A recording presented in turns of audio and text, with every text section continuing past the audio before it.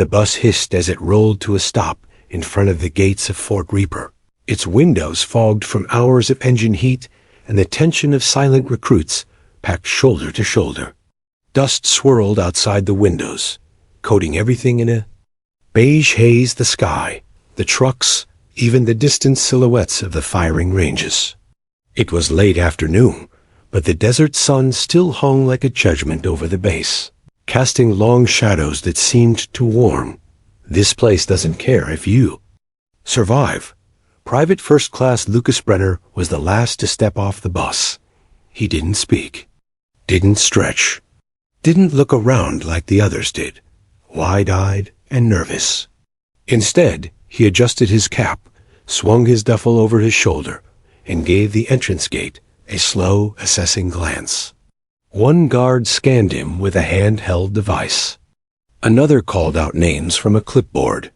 When they got to Brenner, the clipboard sergeant paused for just a moment too long. "Brenner, Montana, right?" Lucas nodded once. "Quiet one," the sergeant muttered, mostly to himself, and scribbled something down. Fort Reaper wasn't a place for the average soldier. It was where the Army sent those who showed potential in long-range marksmanship, though.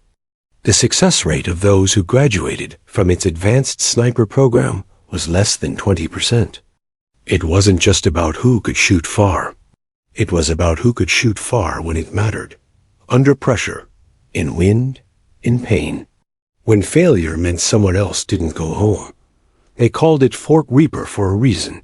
The recruits were herded into a steel barracks that smelled like sweat, oil, and decades of sand. As names were called and bunks assigned, a tall guy with a crooked smile tapped Lucas on the shoulder. "Torres." "Texas," he said, offering a hand. Lucas shook it politely. "Brenner." "You don't talk much, huh?" Lucas gave a slight shrug. Torres smirked. "You're either gonna die fast or graduate first." Lucas didn't respond. But in his mind, the second part was already set in stone. That night, as the lights dimmed in the barracks, and the other recruits complained about the heat or joked about the legendary Reaper shot, Lucas sat upright in bed, staring through the cracked blinds at the barely visible outline of the firing range, lit faintly by security floodlights. Somewhere out there, he wasn't sure exactly where yet, was the steel target. The one from the stories. The 2,500-yard shot. He'd read about it online in forums and whispers, posted anonymously by veterans. The shot no one could land. Some said the instructors had even stopped trying. They only brought it out as a scare. Tactic. A ghost. Something to remind trainees they were mortal. Lucas wasn't scared of it. He was drawn to it. He'd been shooting since he was 8. Grew up in a part of Montana where meat wasn't bought, it was tracked. Hunting wasn't a hobby. It was a family ritual. His father had taught him to read the wind by how the grass swayed. His grandfather, a retired Vietnam spotter, had once told him, "Don't trust the scope. Trust the stillness before the shot." He never played video games. Never posted online. While kids in town bragged about long-range kills on their Xbox, Lucas was lying in snowbanks, calculating bullet drop by field. His first confirmed 1,000-yard hit had come at 14 on a deer, bounding through a wind corridor in the high country. His second came the same day. 1 bullet. And 1 breath. Still, none of that mattered here. At Fort Reaper, nobody cared who you were before. The next morning, the sun hadn't yet risen when a whistle screamed through the barracks. Boots slammed the floor. Recruits stumbled to their feet. Most of them still half asleep. Lucas was already dressed, already laced up, already waiting. The day began with an introduction on the training field by Master Sergeant Elridge, a broad, hard-faced man with a gravel voice and a scar across his neck that looked like it had once told a story he didn't want to repeat. "Listen up, Boots," Elridge growled. "This place isn't about teaching you how to shoot. You already know how to shoot, or you wouldn't be here. This place is about teaching you how not to miss. Ever. He paced slowly in front of the group. You'll shoot in wind that doesn't exist in textbooks.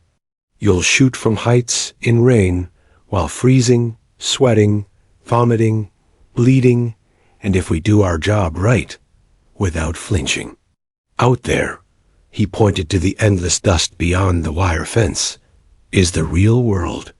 You miss there, someone dies. The recruits went silent. Then Elridge turned toward a hill at the far edge of the visible training ground. And over there, he said, eyes narrowing, is the legend? A murmur passed through the group. See that rusted little bastard sitting. Alone on the hill? 2,500 yards. Wind rolls like a damn river out there. Hit it, and you get your name on the wall. So far? 0 names. Ever. He paused, let it sink in, and smirked. Only legends hit that far. The line made a few of the recruits chuckle nervously. Torres nudged Lucas. Bet you Montana, but you're thinking about it already. Lucas just stared at the distant speck on the hill. He wasn't thinking about it. He was remembering the wind. The desert morning peeled into a searing day as the recruits were marched across the open range, a cloud of fine sand kicking up with every footfall. Lucas walked near the rear of the formation, listening more than talking, observing more than reacting. The sun bore down on their helmets like a second layer of weight, but no one complained, not yet. Master Sergeant Elridge stood like a statue next to a long shooting bench beneath a camo tarp. He held a clipboard and wore dark sunglasses that reflected the sun like mirrors. 2 instructors flanked him. Their presence was quiet but absolute. The recruits lined up, shoulder to shoulder, rifles slung, sweat already dripping. All right, you lot, Elridge barked. Today, we find out who actually belongs here. The air buzzed with tension. Even Torres, usually quick with a joke, had gone silent. You've all seen targets at 800, 1,000, maybe even 1,200 yards. That's baby food, Elridge said. Today, we're pushing it.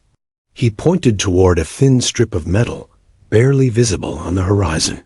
Even with binoculars, it looked like a mistake, a forgotten sliver of steel left out in the middle of nowhere. That right? There's 2,500 yards. You hit that, you don't just pass this course. You go on the wall. The recruits murmured. Some chuckled. A few shook their heads. Elridge smirked. Only legends hit that far. And by my count, we've had none. One hand shot up. It belonged to a tall, lean recruit named Farley, ex-Marine. Confident, maybe too confident. Sir, has anyone ever hit it? Elridge's smile faded just a touch. No. Another pause. Sir, not even you? The instructor didn't answer right away. The silence said enough. He turned his head slightly, almost in defiance of the question. No. That single word was like a shot itself, quiet, direct, undeniable. No one's hit it because it's a ghost, Elridge continued. Wind's erratic. You're compensating for gravity, drag, Coriolis effect, and prayers. And that steel plate? Smaller than a suitcase. He walked down the line. You want to try it? Be my guest. You miss and you will. You go back to 0. For the day. That last part changed everything. Every recruit knew a failed shot meant a reset on their qualification drills. Days of progress gone in one crack of a rifle. Elridge stopped in front of Lucas. Montana, he said flatly.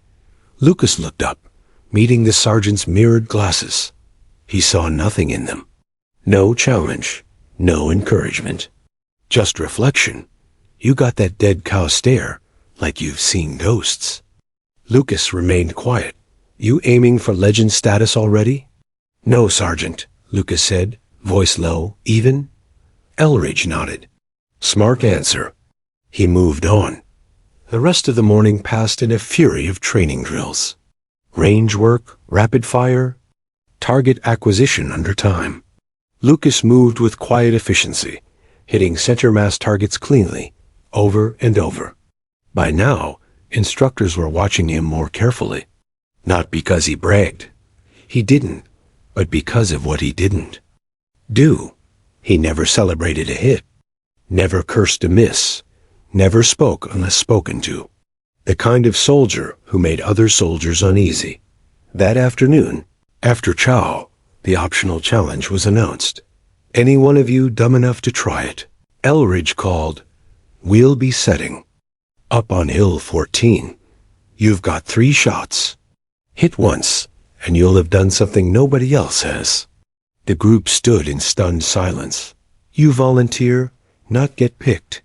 So think real hard before you let your ego talk. Of the 24 recruits, only 4 stepped forward. Farley, with his swagger. A quiet kid named Hughes, whose hands trembled slightly as he raised them. Torres, almost jokingly, though Lucas knew better. Torres had good instincts. And Lucas Elridge raised a brow at the last one. Well, look at that. Montana's got guts. Lucas said nothing, just checked his bolt and slung his rifle. They hiked to Hill 14 in silence. The wind was already acting strange, flicking left, then dipping into sudden gusts. The instructors set up a shaded tent, rangefinders, and cameras to document everything. One by one, the volunteers were allowed to set up and take their shots. Farley went first. He hit nothing. He blamed the wind, the trigger, even a loose bipod. Elridge said nothing, only marked a note on his clipboard. Hughes followed. He came closer. An audible thump suggested he hit the ground just short, but still, no steel ring. Then Torres, he surprised them. The shot wasn't bad. Off by maybe a foot, dead left. Not bad, Texas, Elridge muttered. Still wrong, but not bad. Then it was Lucas's turn. He didn't rush, didn't wait either. Just dropped to prone like he'd done it 1,000 times before. The instructors exchanged glances. There was something about the way he moved, precise, surgical, quiet. As if he already knew what he needed to do. He stared downrange for a long time without touching the trigger. Montana, you planning to nap out there? Elridge called. Lucas didn't answer. Wind flagged left. He adjusted. Breath in, hold, exhale. Slow. Finger hovered. Not yet. Wind dropped. Mirage shimmered. Just a flicker. There. He squeezed. Crack. The echo rolled back toward the group, followed by a long silence. Nothing. Elridge shook his head. Then clang. A faint metallic ring, so soft it might have been imagined, except every head turned toward the distant steel. A second later, the instructor's headset crackled.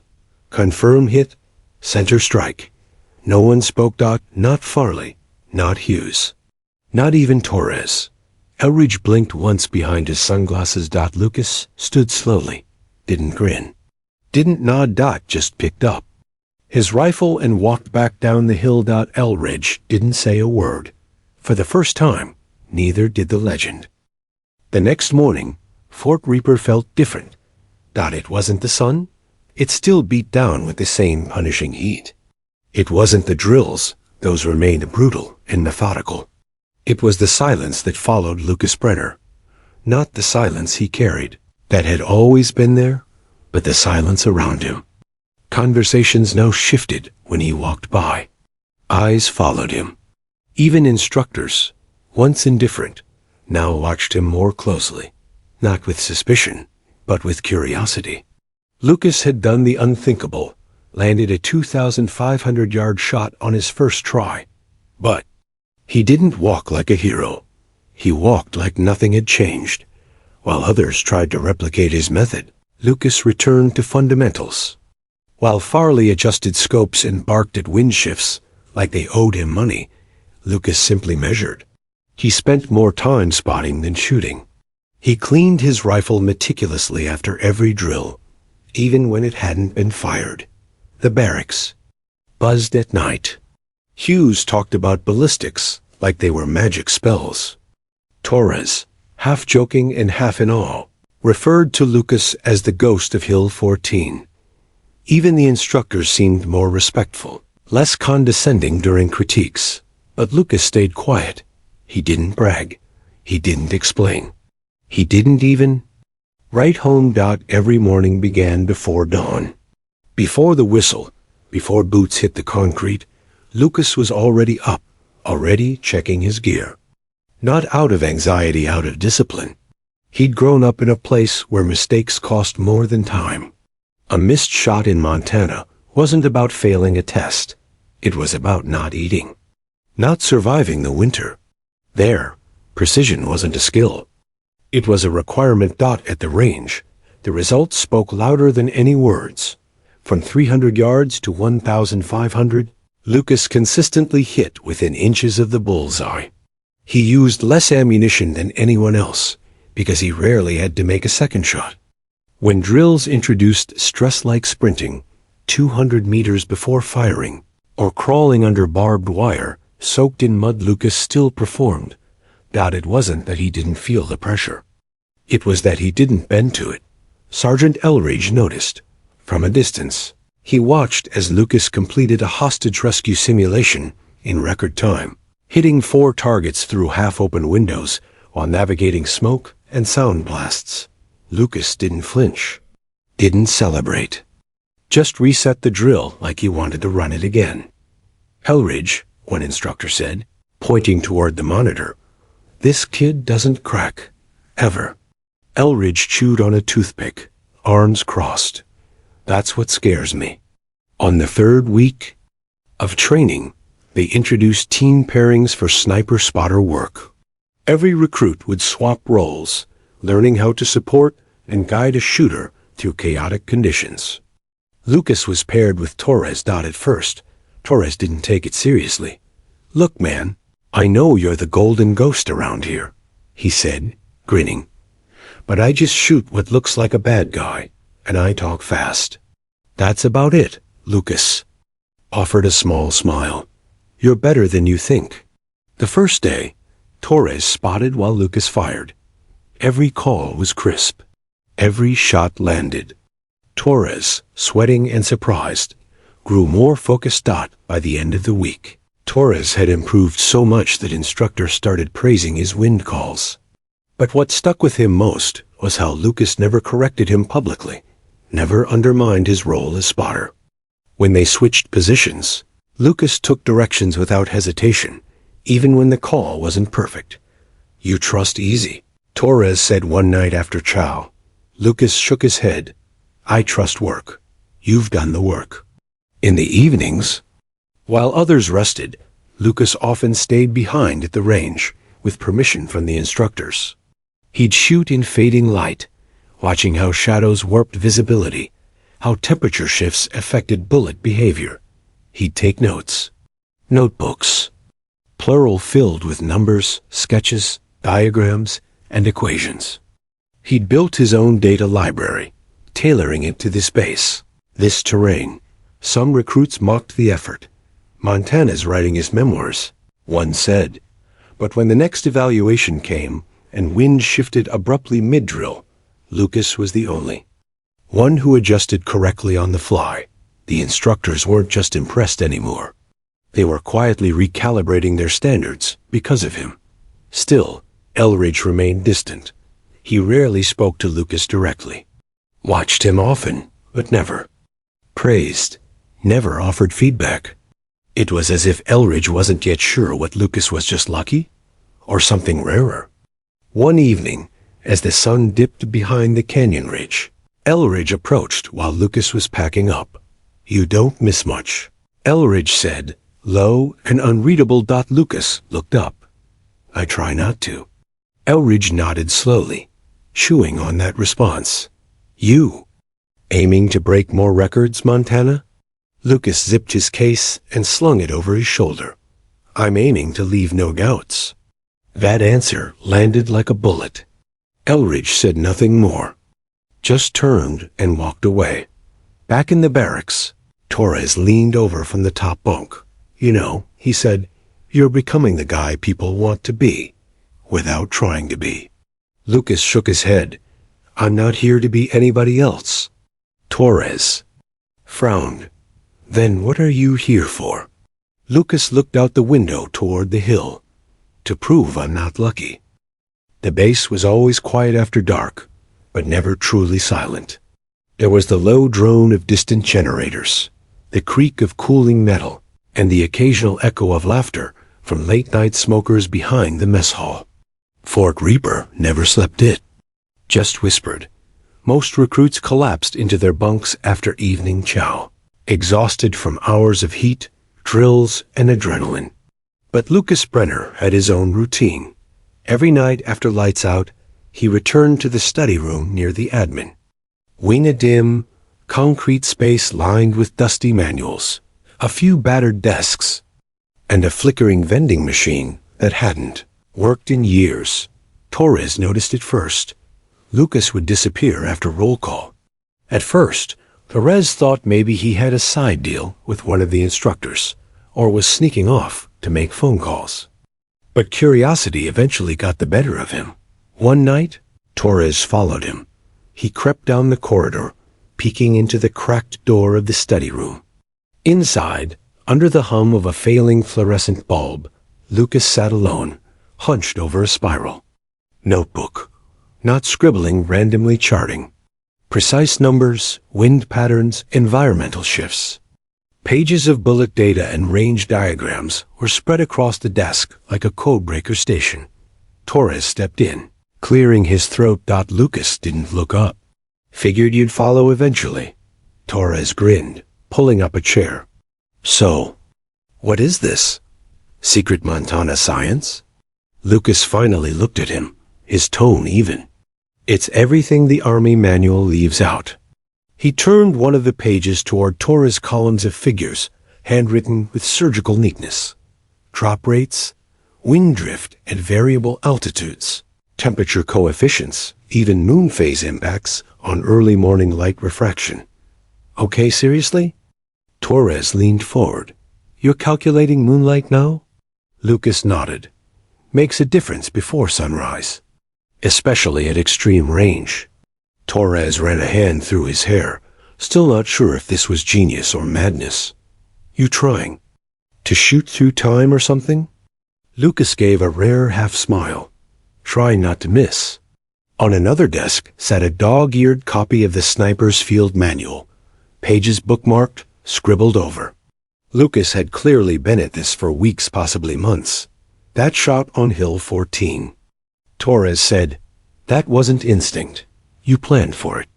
Lucas hesitated. I prepared for it. Torres looked around the room. The pages, the charts, the formulas.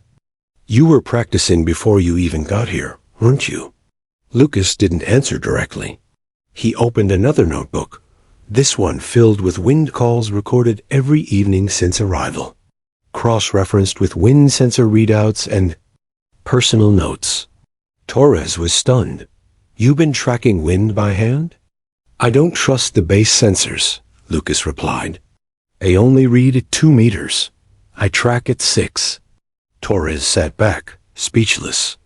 You're not just trying to pass this course, he said slowly. You're chasing something. Lucas looked down at the open book.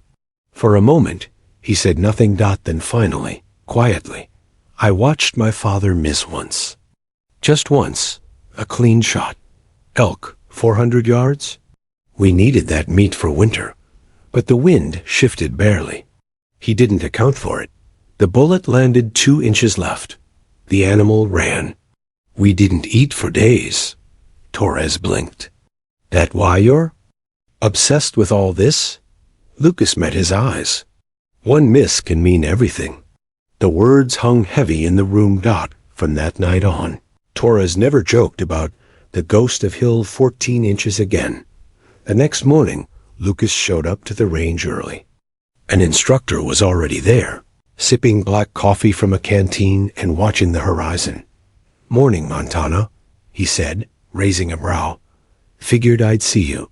Lucas nodded, laying out his gear in the rising light. He didn't speak unless spoken to, but his presence said enough.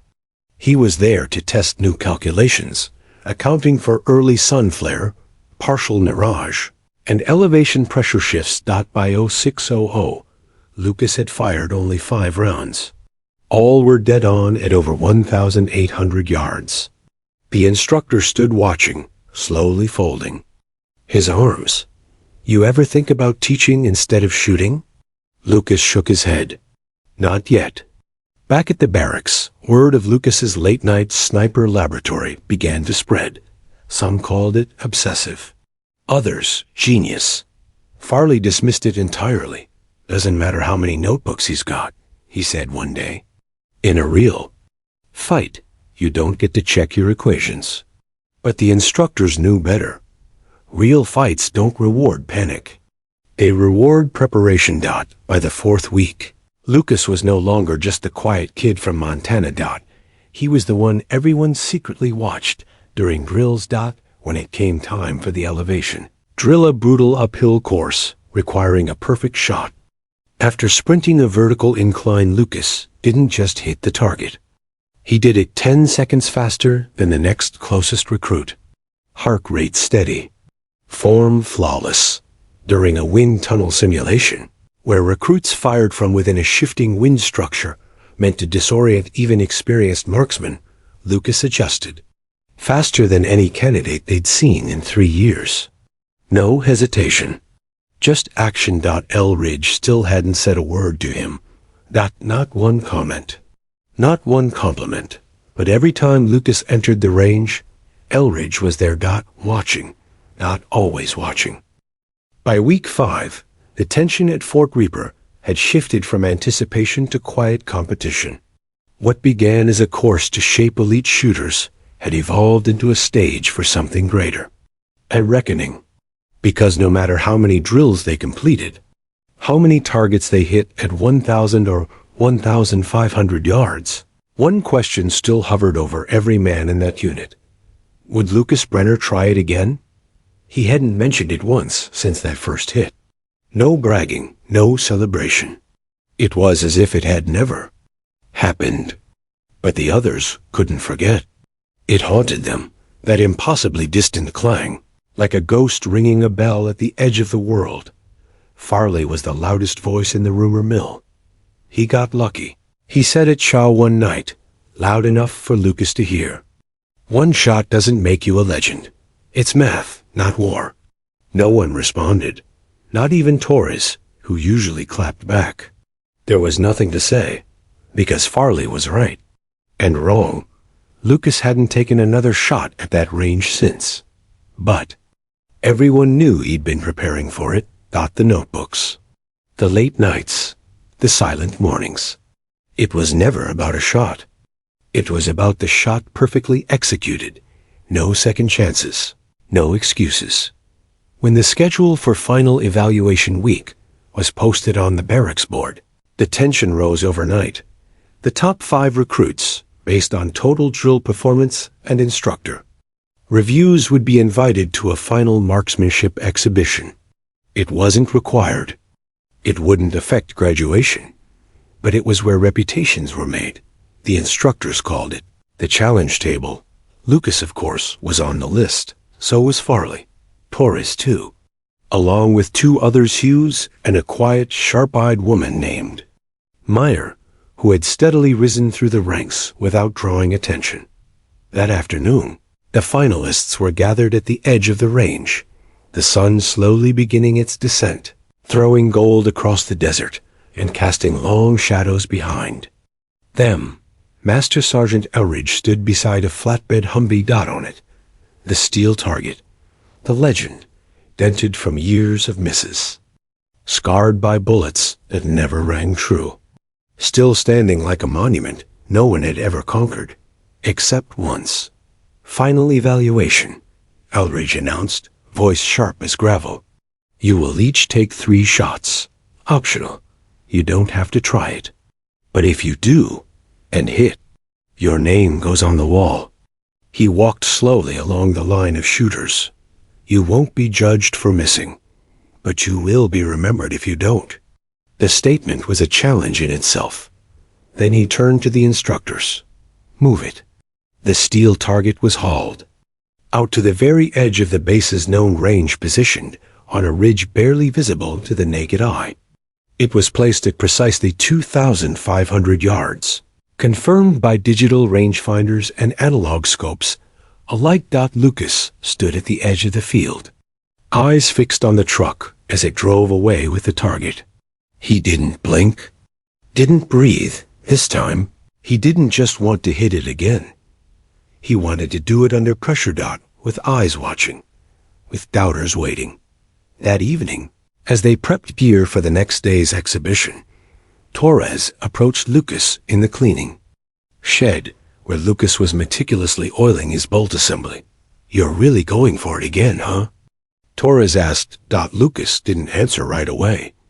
I never stopped preparing for it, he said finally. Torres leaned against the doorframe, arms crossed.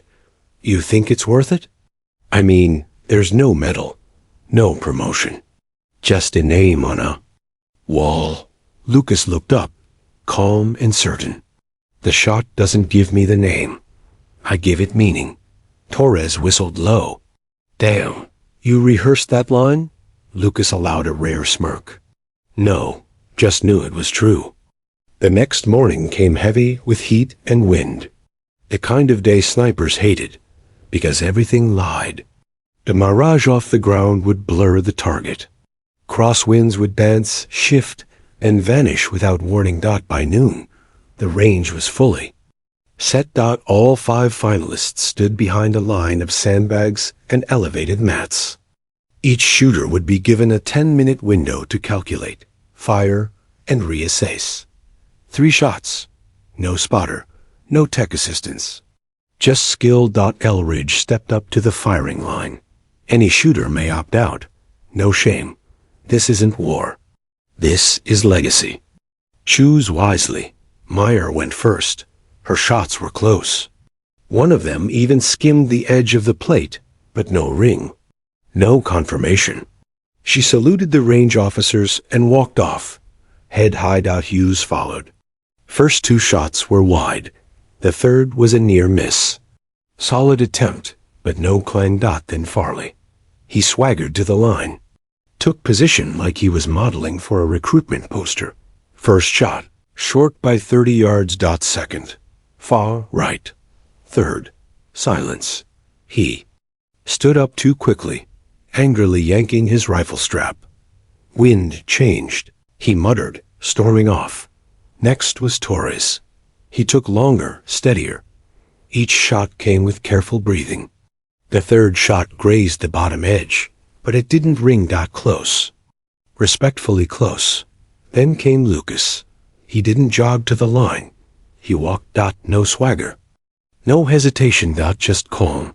He lay prone, adjusting his scope with surgical control. One instructor leaned to Elridge. You think he can do it again? Elridge didn't answer. He didn't blink. Lucas steadied. The wind flickered. He waited. It shifted. Again. He recalculated. Breath held. Then crack. Crack. A sound of Lucas's rifle broke the silence across the range like thunder cracking open a canyon. And then nothing. Silence. No clang. No ping. Just wind. Seconds ticked by. Farley smirked. Torres clenched his fists. Elridge stood motionless, his jaw tight behind the reflective shades. Lucas didn't react. He stayed prone, watching, calculating. The mirage shimmered above the desert like heat waves dancing on glass. The wind was alive, twisting, dipping, rising. Unpredictable to most. But Lucas didn't treat it like an enemy. He studied it like an old friend prone to mood swings, still prone. He adjusted 2 clicks left. Elevation, 3 clicks up. He let his body relax again, dissolving tension. His heart slowed. His breath followed. This wasn't just a shot. It was a conversation with the earth, the air, and the space between. He reached for the bolt slowly, drew it back, ejected the spent casing, slid the next round in with a smooth click. No noise in the crowd. no whisper. Even the instructor stood still, as if afraid to interrupt the physics in progress. Lucas exhaled. Again, he waited. Not for the wind to calm, but for it to speak. His eyes narrowed. Then, the second shot cracked again. The echo rolled across the base. Torres watched through a spotting scope, holding his breath. Nothing. No ring. No confirmation. But Torres saw the dirt spray close. Very close. Lucas remained unmoved. Elridge finally spoke. Not loudly. Just loud enough for the nearest instructor to hear. He's walking it in. The instructor blinked. Sir? He's not just shooting blind. He's learning.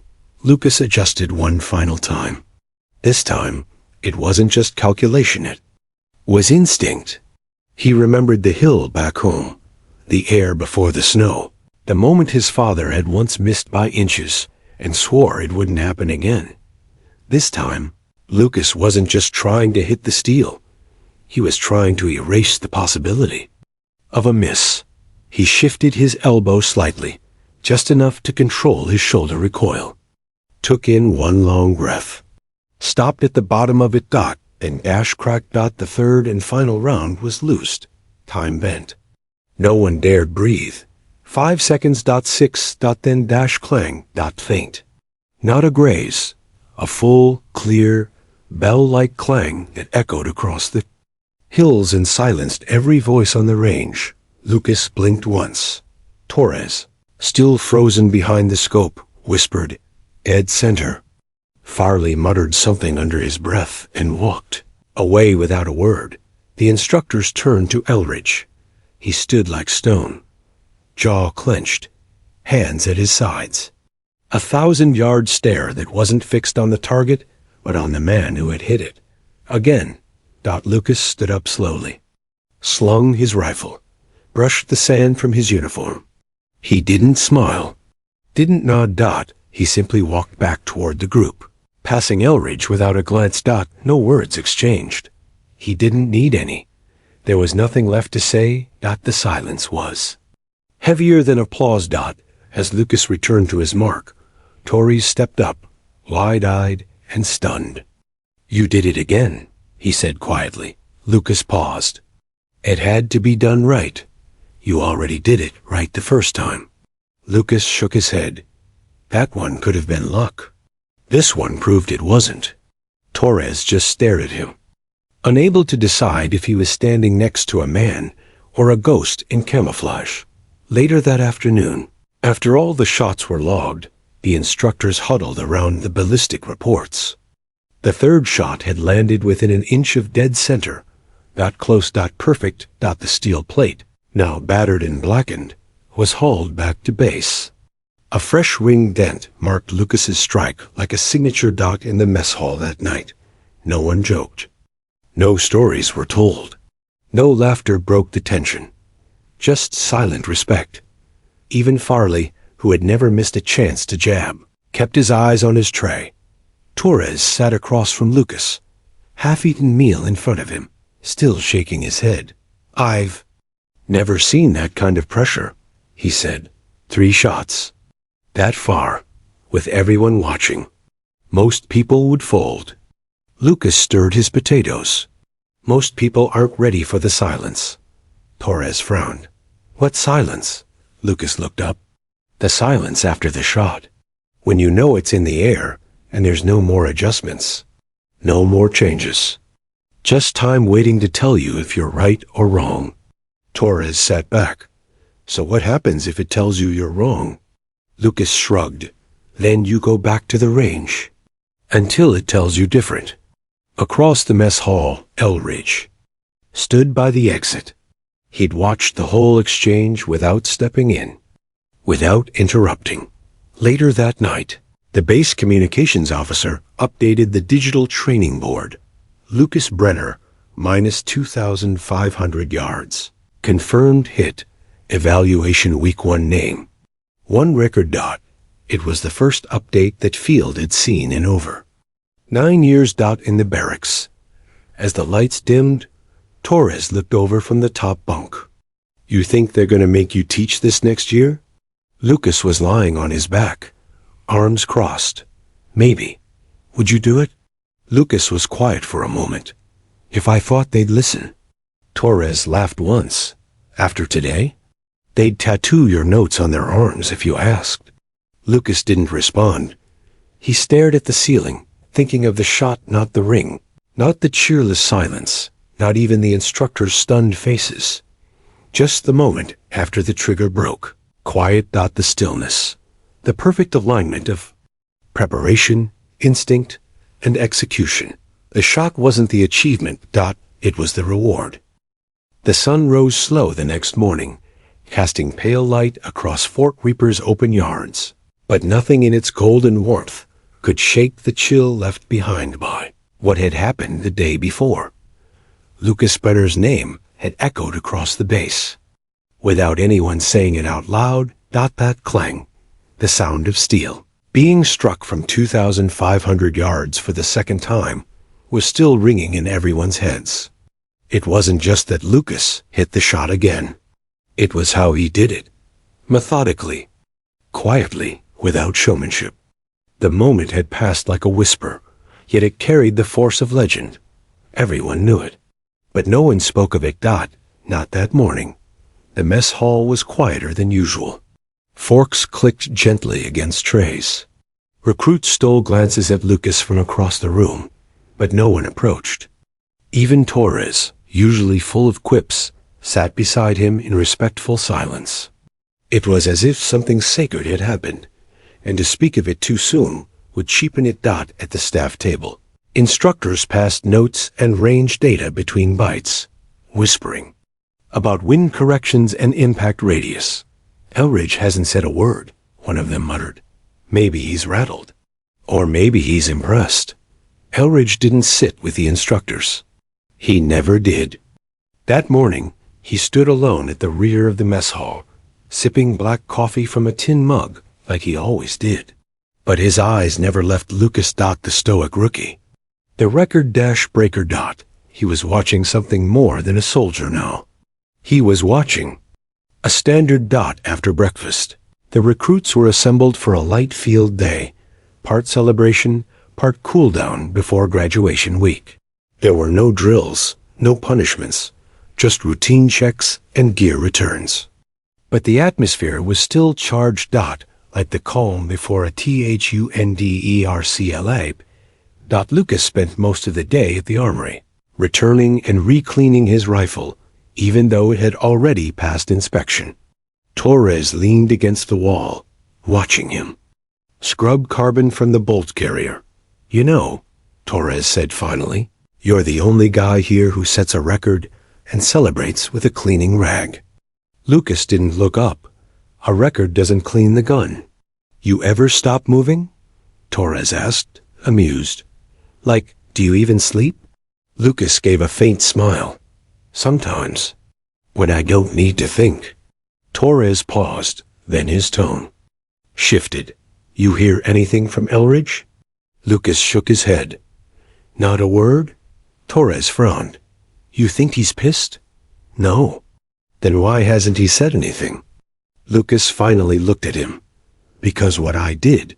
He's been chasing his whole career. The words weren't said with pride. There was no arrogance in them. Just truth. The kind that hit hard because it couldn't be denied. That afternoon, the base held its annual ceremony at the training field. Final rankings, acknowledgments, and special mentions for recruits who went above and beyond. The Reaper Sniper program prided itself on producing quiet professionals, not glory seekers. But, even in silence, legacy finds its voice. One by one, names were read. Torres received commendation for tactical spotting. Meyer was awarded top scores in movement under pressure. Farley was acknowledged for fitness, but his face remained tight. Then came the final moment, the instructor's recognition. Elridge stepped forward, hands behind his back. His voice, usually gruff and clipped, carried an unfamiliar weight. Most of you came here thinking the test was about hitting a target. You were wrong. The test was about patience, focus, resilience. Most of you passed. A few of you excelled. He paused, looked directly at Lucas. One of you redefined the standard. The air shifted. You all heard the shot, Elridge continued. Some of you saw it. You know what it means. He held up a small brass plaque, darkened by fire-forged etching dot. It bore a name, Lucas Brenner, and beneath it, 2,500 yards, verified hit 2 XCONFIR immediate, would be mounted next to the range wall, alongside Reaper's long list of instructors and former legends. Only this one didn't come from a war hero. It came from a rookie. Elridge said nothing else, just handed Lucas the plaque. The entire company stood silent. No claps, no cheers. Just breath held, as if breaking the moment with noise would undo. Lucas accepted the plaque with both hands. Gave a simple nod, no speech, no smile. Just stillness. After the ceremony, recruits packed gear, preparing for their final night on base. Graduation was the next morning. Most celebrated in groups. Laughter returned to the barracks. Cards came out. Stories were traded. Names remembered. But Lucas sat on his bunk, polishing the same rifle he'd arrived with, the one he'd made history with. It wasn't about goodbyes for him. It was about readiness. Just after lights out, he heard footsteps near the door. Elridge. The master sergeant stood in the hallway, shadowed by moonlight through the window. You got a minute? He asked. Lucas stood. Elridge walked in slowly, closing the door behind him. He looked around the room, quiet. You know, he said, after a long pause, I made that shot too. In training, years ago. Hit the edge. No ring. No one confirmed. Lucas said nothing. I told myself it was enough, just being close. But I never stopped thinking about it. He looked at Lucas directly. What you did. You didn't just hit a target. You shut up every voice that ever said it couldn't be done. Lucas finally spoke. I wasn't aiming to prove them wrong. Elridge tilted his head. Then what? I was aiming to prove myself right. The sergeant let the silence settle. Then, for the first time since Lucas had arrived, Elridge smiled. Welcome to the wall.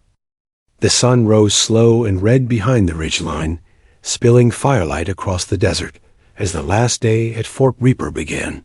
The sand glistened with heat, but the morning air still held that crisp bite of finality, like the last page of a book that had already been written. Even if no one had read it yet, graduation morning was supposed to feel like a celebration. For most of the recruits, it did. They laughed, packed gear into duffel bags, swapped emails and promises they wouldn't keep. Photos were taken. Patches. Traded. It felt like the end of something hard, and the beginning of something new. But for Lucas Brenner, it felt different.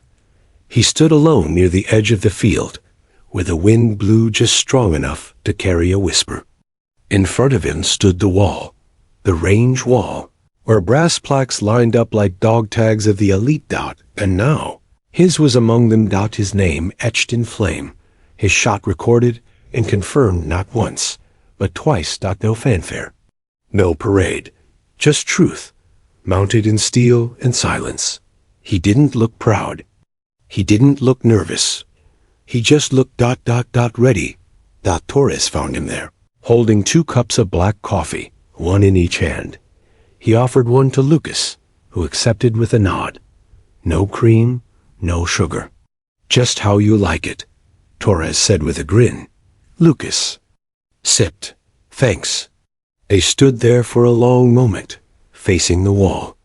Torres studied the plaque. You think anyone's gonna break your record? He asked. Lucas considered it. Maybe. You worried about that? Lucas turned to him. Records aren't meant to last.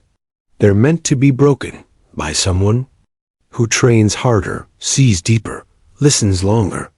Torres chuckled. You ever think about what comes after this? I mean, you're not just some random guy anymore. You're him. People are gonna talk, ask questions, try to turn you into a brand. Lucas sipped again.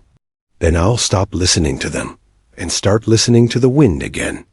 Torres shook his head, half laughing. Man, you really are a ghost in boots. They turned from the wall as the rest of the recruits gathered at the platform near the revealing stand. Elridge stood waiting with the senior instructors, arms behind his back, ceremonial sword at his side, sharp against the golden stripe on his dress blues. As names were called, graduates stepped forward, saluted, and received their certificates. And Patches, a photographer, snapped pictures. Proud faces, teary eyes, all the usual things you'd expect at a moment like this. Then, last in the lineup, they called his name. Brenner Lucas. No title, no flourish, just his name. Quiet, like the shot that had changed everything.